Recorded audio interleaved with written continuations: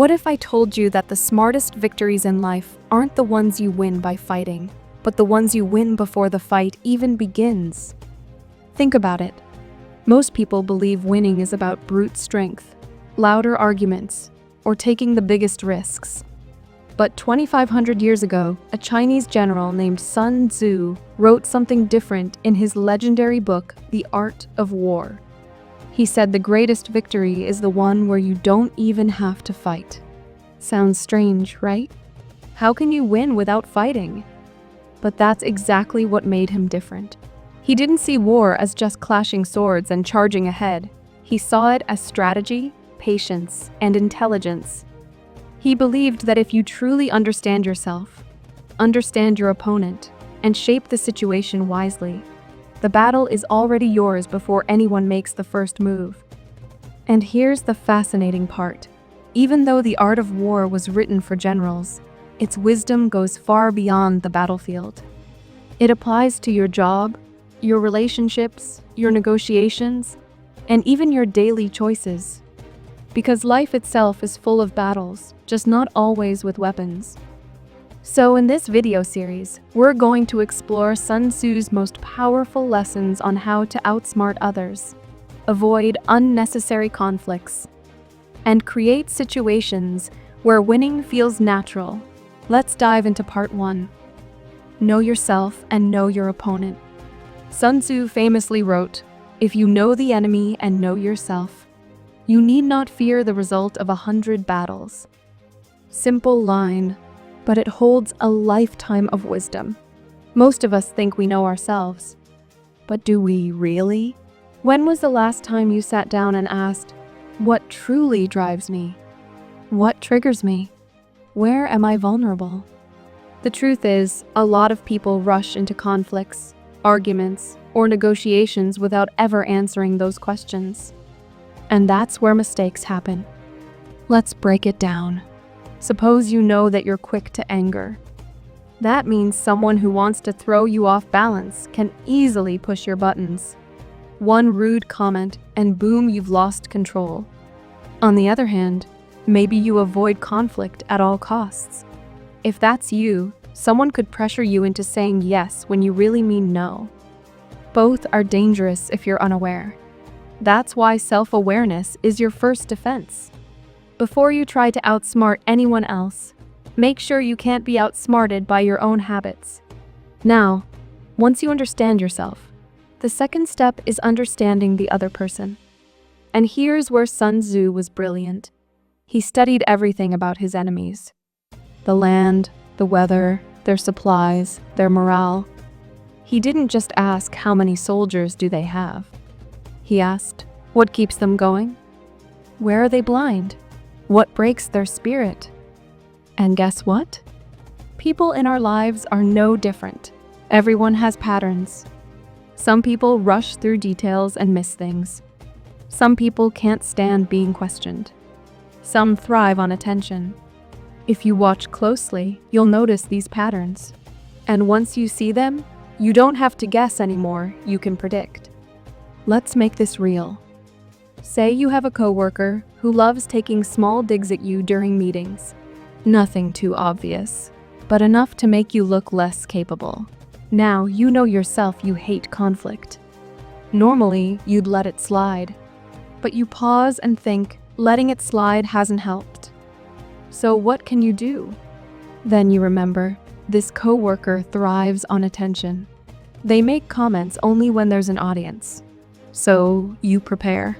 Next time, you don't confront them in front of everyone. You wait until you're one-on-one. Calmly, clearly, you explain what you've noticed and how it affects your work. No anger, no drama, just clarity. Because you knew your weakness, you controlled it.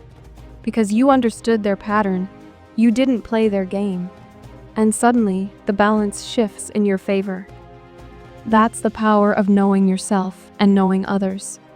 It's like having a map when everyone else is walking blind.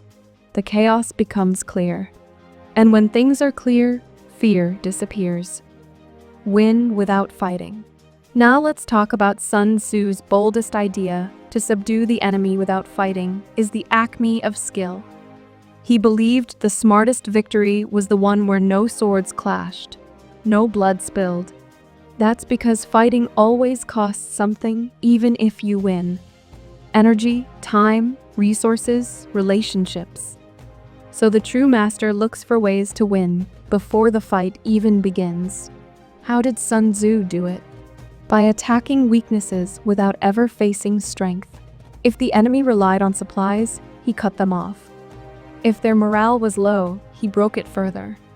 If they loved speed, he slowed them down. And if the ground didn't favor him, he simply walked away. And that's a lesson for us too.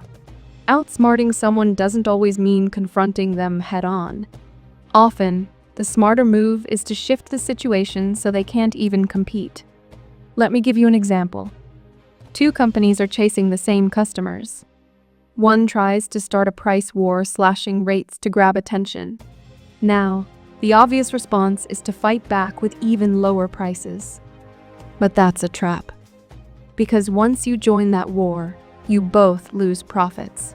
The smarter company steps back and asks, what's their weakness? It turns out their weakness is customer service. So instead of fighting on price, the smarter company focuses on something the other can't copy: exceptional service. And suddenly, it's not even a fight anymore. They shifted the game. Or think about someone in your life who loves to argue. You know the type. Whatever the topic, they'll twist it into a debate. That's their strength. They thrive on conflict. If you engage, you're playing their game. But if you stay calm, give short replies, and refuse to get pulled in, you take away their fuel. They can't fight a battle you won't enter. And in that moment, you've won without saying much at all. See, walking away isn't weakness. Sometimes it's the sharpest kind of wisdom, because not every battle deserves your energy. Use deception. Sun Tzu also said, when you are strong, appear weak. When you are weak, appear strong. Why? Because confusion can be just as powerful as any weapon. He never wanted his enemies to know his real position. If his army was strong, he might act cautious, tricking the enemy into lowering their guard. If he was weak, he'd show boldness, making them hesitate instead of attacking. This uncertainty kept his enemies off balance. And the same idea works in our lives. If people can predict you easily, they'll plan around you. But if they're unsure what you'll do next, you hold the advantage. Here's how it plays out. You're in a business meeting. You actually have plenty of offers lined up. You're in a strong position. But you don't brag. You stay calm, listen more than you speak, and let the other side feel like they're steering. Because when people think they're in control, they tend to make mistakes. On the flip side, maybe you're in a weak position. You really need this deal. But if you show desperation, you'll be taken advantage of. So instead, you stay composed. You don't rush. You even say, let me think about it and get back to you tomorrow. That small pause creates the impression that you have options, even if you don't. And just like that, the power shifts. That's the beauty of Sun Tzu's thinking. It's not about lying, it's about not showing all your cards at once. It's about guiding what others think is true, so you stay one step ahead. And that's where we'll pause for part 1. We've seen how Sun Tzu teaches us to know ourselves and others, win without fighting, and use deception wisely. These 3 ideas alone can change the way you approach challenges, arguments, and opportunities. But we're only just getting started. In part 2, we'll explore how to control the terrain of any situation, how to use speed and surprise to your advantage, and how emotions can be turned into secret weapons. Stay with me, because the next part is where Sun Tzu's wisdom starts hitting directly at the way we live today. Let's pick up where we left off. We've already talked about knowing yourself and others, winning without fighting, and using deception. Now, Sun Tzu takes things even deeper. He believed that battles aren't just won by strength or smarts. They're won by shaping the very ground you stand on. And when you pair that with the weapons of speed, surprise, and emotional control, you start playing the game on a whole new level. Control the terrain. Sun Tzu wrote, "He who occupies the field of battle first and awaits his enemy is at ease." In other words, the person who chooses the battlefield decides the outcome before the fight even starts.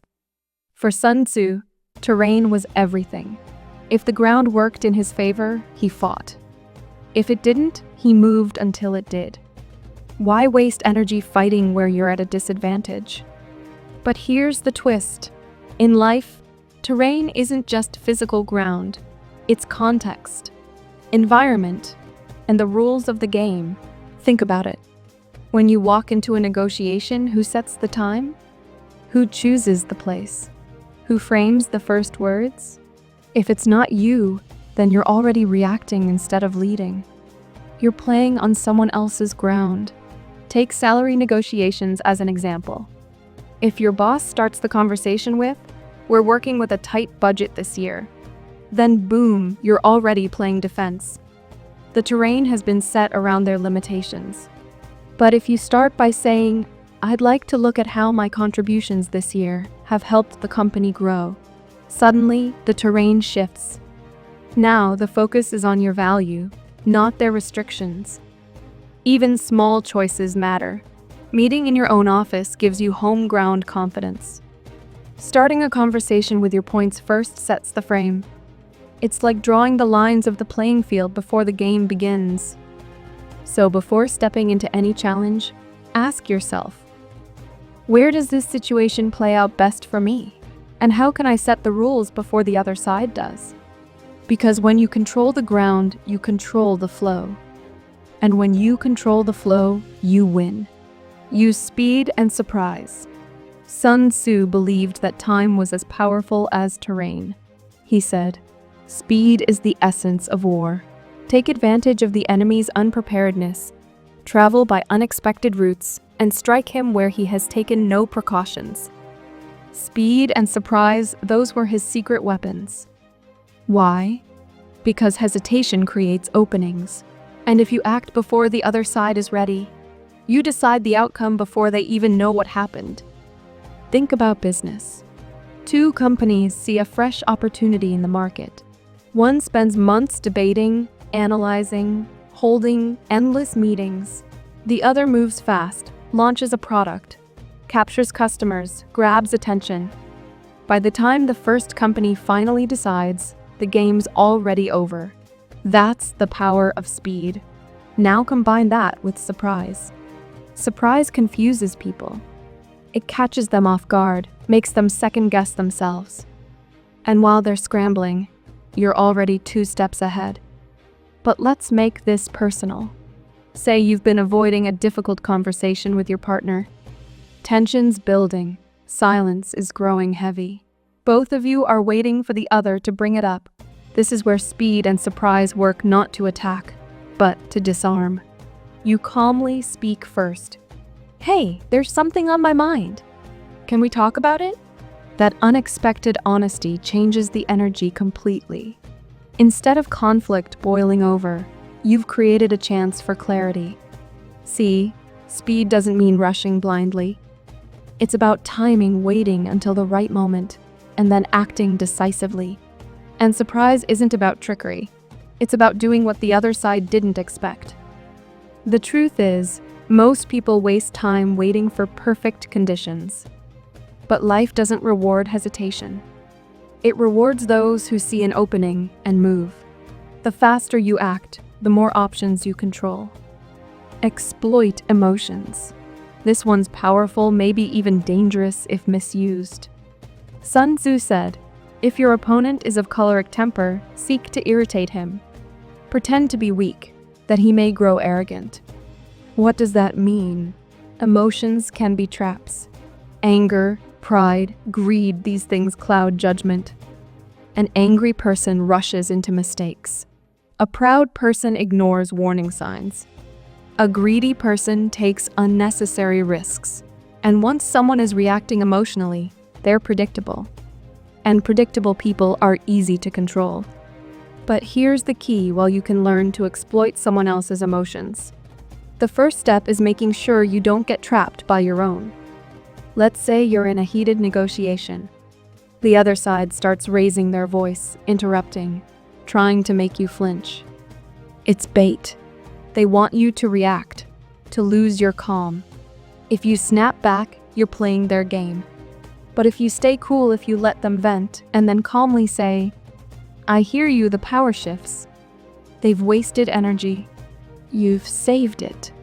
Or think about insults. Someone throws a harsh comment your way, trying to provoke you. If you get angry, they win. But if you smile, maybe even reply with something like, "I see what you're trying to do," suddenly, they're the one off balance. Nothing frustrates an emotional person more than someone who refuses to enter their chaos. Now here's where real skill comes in. Sometimes you can use someone's emotions to guide them. Pride, especially, is a dangerous weakness. If someone wants to feel like the smartest person in the room, let them. Feed their ego on small, unimportant things. Agree with them on the details that don't matter. And when the moment comes for the one thing that does matter to you, they'll be too overconfident to resist. It's like guiding a charging bull. You don't stop it head on. You let it run, steer it gently, and then at the right moment, you turn its energy against itself. So the lesson here is simple. Stay calm while others lose control.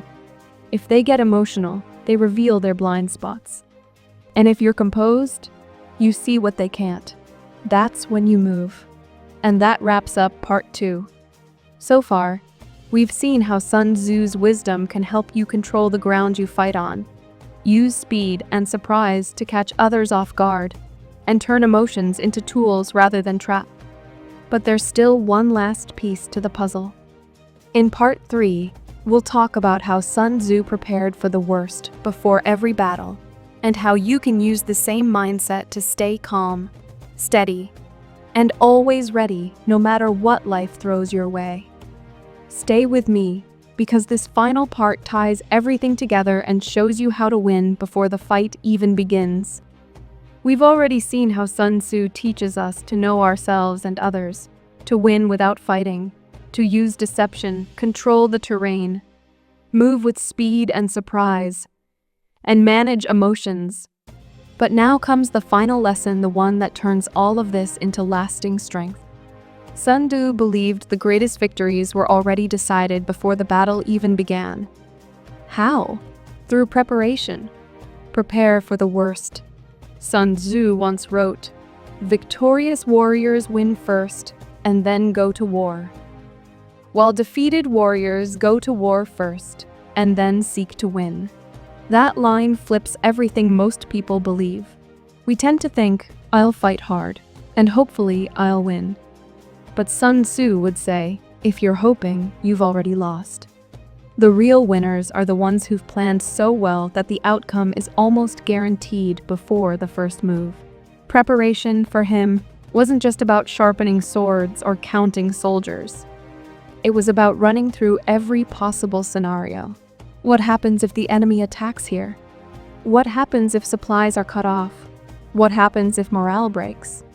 The more prepared you are for surprises, the less they surprise you. Now, let's bring that into modern life. Say you're about to have an important conversation with your partner or your boss. You know it might get emotional. Most people walk in hoping it will go smoothly, but hope isn't a strategy. Instead, prepare. What will you do if they get angry? What if they shut down? What if they bring up something unexpected? If you've already thought through those possibilities, you won't panic when they happen. You'll stay calm, ready, and in control. That's how you win first. Think about athletes. The ones who perform best under pressure aren't necessarily the strongest or fastest. They're the ones who've prepared for every possible situation. They've trained their minds and bodies so well that even under stress, they don't freeze. While others are reacting, they're already executing. That's what Sun Tzu meant. It's not about predicting the future, it's about preparing so well that the future can't shake you, bringing it all together. So let's pull all of Sun Tzu's wisdom into one clear path. First, you know yourself, your strengths, your weaknesses, your triggers. Then, you study others, how they act, what drives them, where they slip. That balance of awareness already gives you power. Second, you learn to win without fighting. You shape situations so battles never even happen, saving your energy for what truly matters. Third, you use deception, not dishonesty, but strategy. You never show all your cards. You guide what others think is true so that you control the rhythm of the game. Fourth, you control the terrain. You shape the environment, set the rules, and choose the ground that favors you. Even small details, time, place, framing become weapons when used wisely. Fifth, you master speed and surprise. You act before hesitation kills opportunity. You move decisively at the right moment, and you do the unexpected, catching others off guard. Sixth, you stay calm with emotions. You don't let anger or pride push you into mistakes. Instead, you watch for those emotions in others and use them as openings to lead them where you want. And seventh, you prepare for the worst. You win before the fight begins, because you've already thought through what could happen and how you'll handle it. Each of these principles stands strong on its own, but together, they form a way of living that keeps you steady, sharp, and almost untouchable. Why this still matters today. Now, you might be thinking, that's great for generals and armies, but I'm not fighting wars. True, but let's be honest, life is full of battles.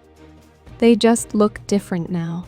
Your battlefield might be a boardroom, or a negotiation table, or your own mind when you're trying to make tough choices. Every day, we face conflicts, challenges, and moments that test our control. The same principles apply. When you know yourself, you don't fall into your own traps. When you know others, you don't walk blind into theirs. When you choose terrain, you control the story.